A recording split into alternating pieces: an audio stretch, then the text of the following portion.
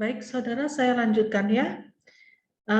Berikutnya adalah pola pengembangan paragraf. Jadi pola pengembangan paragraf itu adalah bagaimana cara kita mengembangkan paragraf, gitu ya. Nah, ada pola pengembangan dengan analisis penalaran dan pola pengembangan dengan ilustrasi. Pengembangan dengan analisis penalaran itu terdiri atas gagasan yang logis, penghubungan sebab akibat, pemrosesan, pendefinisian, pencontohan, pembandingan, dan penentangan, serta pengisahan. Begitu. Nah, jadi ini adalah pola pengembangan paragraf. Sekarang kita cermati satu persatu ya. Yang pertama adalah pola pengembangan paragraf dengan pengurutan gagasan yang logis. Contohnya seperti ini. Mahasiswa yang belum pernah berdesakan dalam arus mudik lebaran disampaikan cara terbaik untuk dapat meninggalkan kota tempat berkuliah. Ini kalimat satu ya. Membonceng truk tidak dibenarkan karena tidak aman. Naik kereta api aman, tapi stasiunnya jauh. Naik bus merupakan pilihan yang cukup baik. Di samping terminal berada di tengah kota, bus melayani tujuan ke setiap kabupaten. Akan tetapi, kondisi penumpang yang cenderung berjubel sering dimanfaatkan pencopet. Pilihan lain jatuh pada travel. Biaya tinggi. Kemudian yang terakhir, penumpang dapat dijemput tempat tinggal dan diantar ke rumah tujuan. Yang perlu diperhatikan adalah waktu pemesanan. Nah, kalau kita lihat, ini kan urut. Jadi memberikan pendapat mahasiswa yang belum pernah berdesakan dalam arus mudik lebaran, diberikan saran, cara terbaik untuk meninggalkan kota tempat berkuliah atau untuk mudik. Cara terbaik untuk mudik itu bagaimana? Nah, ini disajikan dengan urutan yang logis. Artinya dari yang paling buruk sampai yang atau alternatif yang paling buruk sampai alternatif yang paling baik. Disertai dengan kekurangannya. Artinya yang paling buruk itu dilihat dari apa? Ya, misalnya dilihat dari ketidakamanannya. Nah, misalnya membonceng truk. Ini memang paling mudah, kemudian tidak keluar biaya banyak, tapi sangat tidak aman. Lalu naik kereta, kemudian aman, tapi stasiun jauh dan seterusnya. Lalu naik bus dan seterusnya. Nah, jadi pengembangan pengurutan gagasan yang logis, jika kalimat 1 itu adalah ide pokok, maka kalimat 2-10 itu ide penjelas yang memaparkan pilihan untuk kembali ke rumah atau mudik. Nah, cara pengurutan gagasan yang logis ini pilihan diurutkan mulai dari yang tidak aman hingga yang paling aman. Semacam itu ya. Nah, pengurutan itu terserah apakah mau dilihat dari keamanan atau yang lainnya, itu bergantung pada ide pokoknya. Kemudian penghubungan sebab akibat. Misalnya ini, kendati memiliki gambar air sebagai penanda keaslian uang kertas, bahan uang kertas bernominal 1000 terbuat dari kertas buram. Uang ini hanya dicetak dalam satu warna serta tidak bertekstur. Lebih meragukan lagi, dalam catatan resmi pemerintah tidak terdapat daftar bahwa negara Republik Indonesia pernah menerbitkan uang bergambar Presiden Soekarno dengan latar penaris rimpi.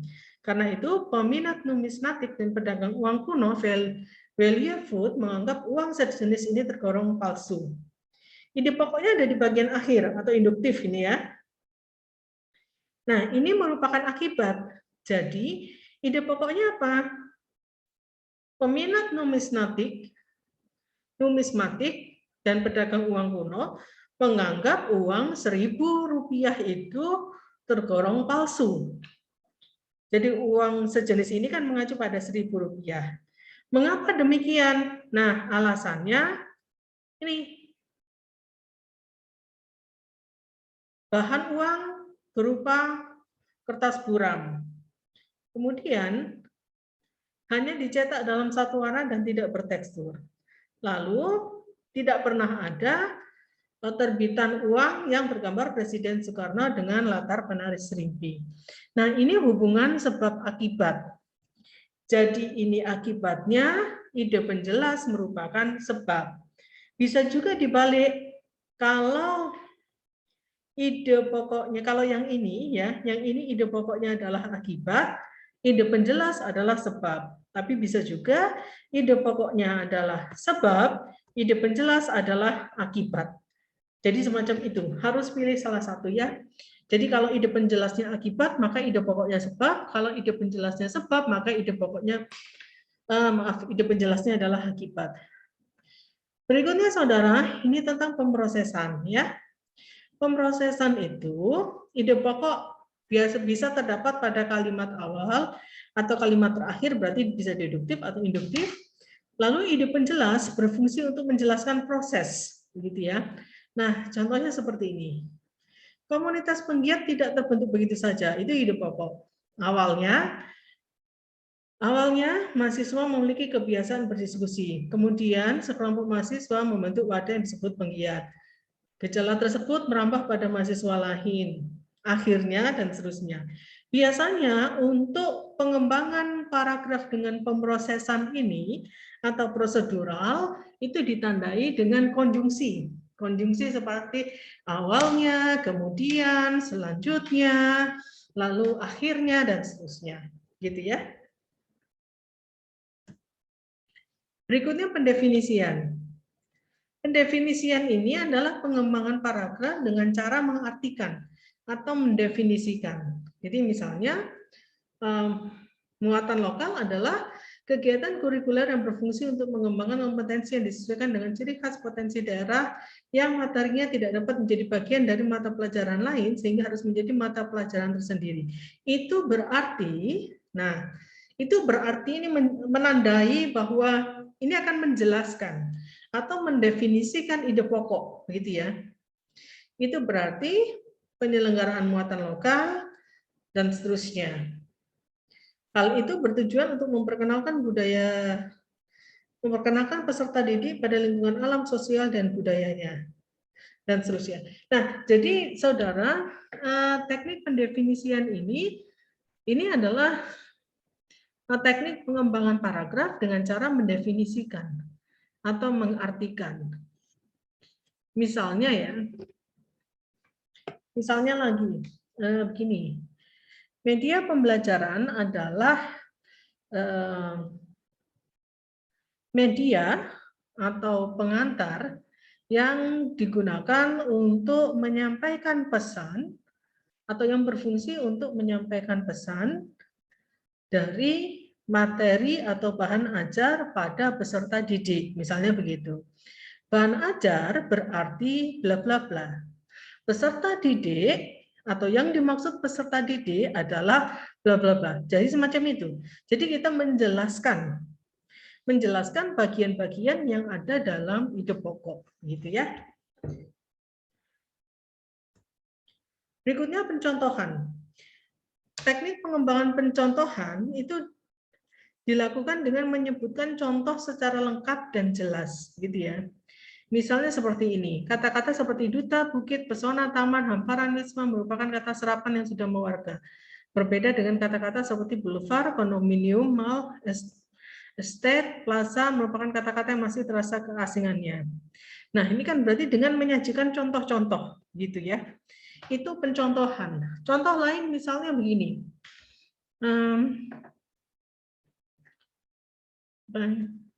Saat ini Surabaya dikenal sebagai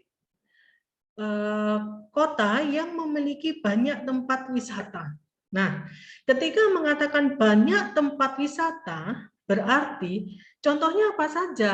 Misalnya ya, tadi kan ide pokoknya adalah saat ini Surabaya dikenal sebagai kota yang memiliki banyak tempat wisata. Hutan mangrove merupakan salah satunya.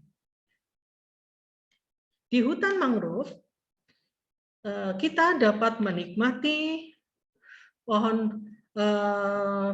jajaran pohon bakau, kemudian angin yang menyejukkan dan apalagi dan seterusnya, gitu ya. Itu berarti contoh pertama. Kemudian selain itu terdapat pula misalnya Atlantis. Di Atlantis pengunjung bisa dimanjakan dengan berbagai wahana yang disediakan di tempat itu. Mulai ruang dinosaurus, kolam renang, dan sebagainya, seterusnya, begitu ya. Berikutnya adalah tempat wisata yang sudah terkenal sejak dulu, yaitu Kebun Binatang Surabaya. Di Kebun Binatang Surabaya terdapat koleksi ratusan hewan dan seterusnya, begitu. Nah, ini berarti kita memberikan contoh-contoh. Yang perlu diingat dalam pengembangan paragraf dengan penyajian contoh, maka contoh itu tidak sekadar disebutkan, tetapi juga dijelaskan, begitu ya. Jadi misalnya ketika kita mengatakan contohnya hutan mangrove itu seperti apa? Jelaskan menjadi 1 atau 2 kalimat. Kemudian Atlantis itu seperti apa? Contoh kedua Atlantis, ya jelaskan juga begitu. Sehingga bisa terbentuk satu paragraf yang utuh yang terdiri misalnya 6, kalau ada 3 contoh ya berarti minimal ada 4 kalimat, 1 ide pokok begitu, kemudian 3 ide penjelas dari 3 contoh gitu ya. Nah, berikutnya pembandingan dan penentangan. Pembandingan mengacu pada pencarian persamaan kedua objek, sedangkan penentangan berfokus pada penemuan beragam perbedaan. Nah, sekarang kita lihat ya. Orang-orang primitif hidup dari hasil bumi dengan jalan, mengumpulkan biji-bijian, buah-buahan, tanaman liar, berburu bermacam-macam binatang di alam bebas, atau menangkap ikan di laut dan di sungai. Hal itu dilakukan untuk memenuhi hajat hidup sepanjang hayat. Akan tetapi, di era milenium, orang tidak bisa menyediakan makanannya dengan cara demikian. Nah, ini berarti ada perbedaan antara cara menyajikan atau cara menyediakan makanan pada zaman primitif dengan pada zaman milenial, begitu. Nah, ini berarti ditentangkan atau dipertentangkan, begitu ya. Nah, lalu penjelasan pertentangannya bagaimana? Jadi jelaskan. Misalnya kalau orang primitif itu dengan cara apa? Mengumpulkan biji-bijian, berburu, tanaman liar gitu ya. Sedangkan kalau milenium dengan budidaya pohon, buah begitu. Kemudian beternak dan seterusnya, membangun peralatan dan seterusnya. Maka begini, kalau kita menggunakan penentangan, berarti itu kita membedakan atau menentangkan. Dengan demikian, kalau ada ide pokok, maka ide penjelasnya adalah berupa perbedaan-perbedaan tersebut. Jadi misalnya yang paling gampang begini ya. Prodi pendidikan teknik mesin, atau begini ya, di jurusan teknik mesin terdapat 2 prodi, yaitu prodi teknik mesin dan prodi pendidikan teknik mesin. Nah, ide pokok itu mau kita kembangkan dengan penentangan. Maka kita harus menjelaskan perbedaan antara pendidikan teknik mesin dengan dengan prodi teknik mesin itu apa saja. Jelaskan itu. Kalau ada 3 perbedaan, maka jadikan itu 3 ide penjelas atau 3 kalimat atau bisa juga lebih begitu. Jadi misalnya pendidikan teknik mesin berorientasi pada berorientasi pada ilmu pendidikan atau proses belajar mengajar atau misalnya pembelajaran tentang mesin gitu. Hal itu berbeda dengan prodi teknik mesin. Prodi teknik mesin berorientasi pada ilmu murni teknik mesin. Jadi tidak mengacu pada pendidikannya, misalnya semacam itu dan seterusnya. Nah, itu Anda kembangkan, berarti Anda menggunakan, kalau Anda membedakan semacam itu, Anda menggunakan penentangan. Kalau pembandingan, itu berarti persamaannya apa? Jadi, misalnya antara prodi teknik mesin dengan prodi pendidikan teknik mesin, apa persamaannya? Misalnya sama-sama mengaji tentang mesin, begitu. Cuman satunya orientasinya ke pendidikan, satunya ke ilmu murni. Ya, kurang lebih semacam itu ya, saudara. Lalu pengisahan dilakukan sebagai pendukung proposisi yang telah dinyatakan. Pengisahan dengan penonjolan nama dan latar akan membuat subjektivitas tulisan meningkat, gitu ya. Jadi begini, pengisahan itu seperti narasi ya, atau menceritakan. Penandanya itu biasanya penanda waktu. Ini sudah pernah kita bicarakan sebelumnya ya, yang mengenai apa itu yang pernah teks-teks yang pernah kita diskusikan yang mengenai apa itu ya, membaca kritis kalau tidak salah ya. Nah, pada tahun 1977 ia lulus ujian negara. Ada penandanya. 1977. Kemudian tahun 1979. Lalu 1981 sampai 1985. Jadi pengisahan ini penandanya ada urutan waktu. Ada kronologis peristiwa semacam itu. Nah, makanya biasanya pengembangan pengisahan ini cenderung dilakukan pada atau cenderung terdapat pada karangan narasi, gitu ya. Nah, salah nalar dalam pengembangan paragraf.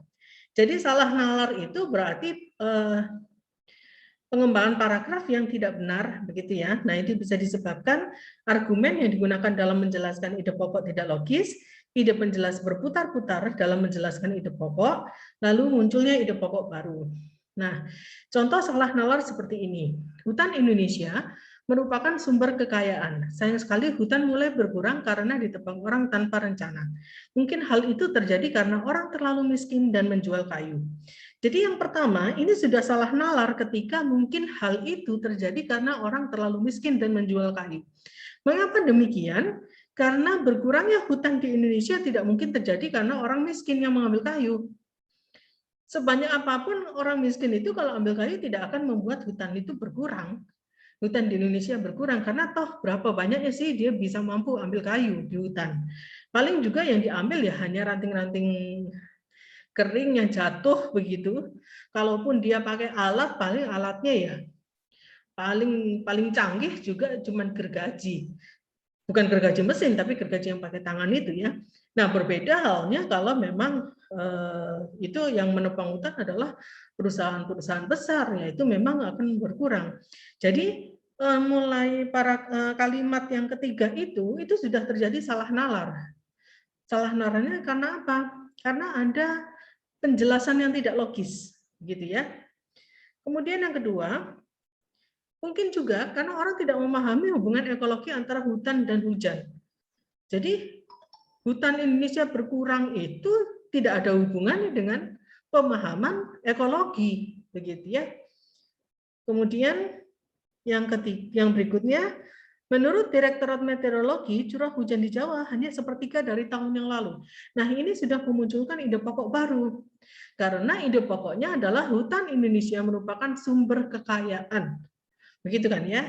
Tetapi tiba-tiba membicarakan meteorologi meteorologi curah hujan di Jawa hanya sepertiga. Nah, ini kan dua hal yang berbeda. Sehingga pernyataan ini justru memunculkan ide baru. Sehingga itu pula yang menyebabkan adanya salah nalar dalam paragraf. Ya, baik saudara, itu materi tentang paragraf. Terima kasih. Sekali lagi saya mohon maaf karena tidak bisa hadir ya secara langsung begitu ya bertatap muka dengan Anda. Terima kasih. Selamat siang. Wassalamualaikum warahmatullahi wabarakatuh.